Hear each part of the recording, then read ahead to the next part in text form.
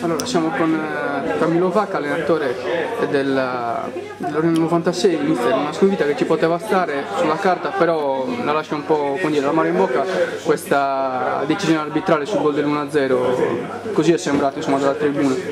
Ma sì, in effetti questo gol prima annullato poi concesso dopo una munizione anche per proteste a un giocatore del numero 6 della Torres, quindi a molti, ai più, è sembrata un gol in fuorigioco. Questo ci ha un pochettino destabilizzato il castelletto che avevamo costruito per cercare di contenere, lo stavamo facendo anche in modo dignitoso, ecco. L'intento era quello di arrivare all'intervallo, magari sullo 0-0 e poi su questo costruire il secondo tempo.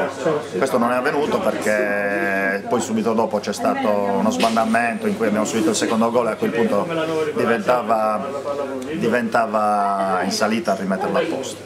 Poi il resto della partita si è visto, insomma, è stato il secondo tempo abbastanza equilibrato, dove abbiamo avuto anche una buona manovra, però recuperare 2 gol in casa della Torres era quasi proibitivo, insomma. Ecco, mister, avete iniziato la partita con Luce e Valdés davanti, poi nel secondo tempo fate entrare Flumini e Coco. Le chiedo se questo era un cambio magari preparato a tavolino, oppure è stato deluso un po' dai 2 attacchi? No, assolutamente. Il discorso è che avevamo oltre allo squalificato Argiolas, avevamo 3 giocatori acciaccati e non ho voluto rischiarli dall'inizio. Uno di questi era Flumini, un altro era Marongiu, che non l'ho voluto rischiare per niente, quindi teniamo conto che Luce e Valdés non sono punte, quindi sono 2 mezze punte e quindi il cambio non è stato perché sono stato deluso, anzi sono impegnati molto, però avevamo bisogno sicuramente della miglior formazione per giocare oggi e non ce l'avevamo, però chi ha giocato ritengo che abbia fatto una buona figura e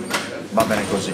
Senta, mister, ultima domanda, avete iniziato il campionato molto bene raccogliendo elogi, insomma, da più parti, poi state attraversando un po' così, insomma, 4 pareggi consecutivi, insomma, dalla partita di oggi, c'era anche, vabbè, la sosta forzata in mezzo.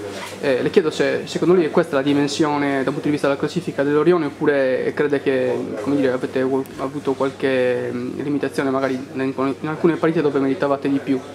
Sicuramente questo è avvenuto, in almeno 4 pareggi abbiamo avuto delle occasioni per vincere le partite, potevamo avere almeno 4-5 punti in più, però non dimentichiamo che noi siamo una matricola che 2 settimane prima dell'inizio del campionato eravamo in prima categoria, siamo stati ripescati, quindi questa è una rosa nata per giocare in prima categoria.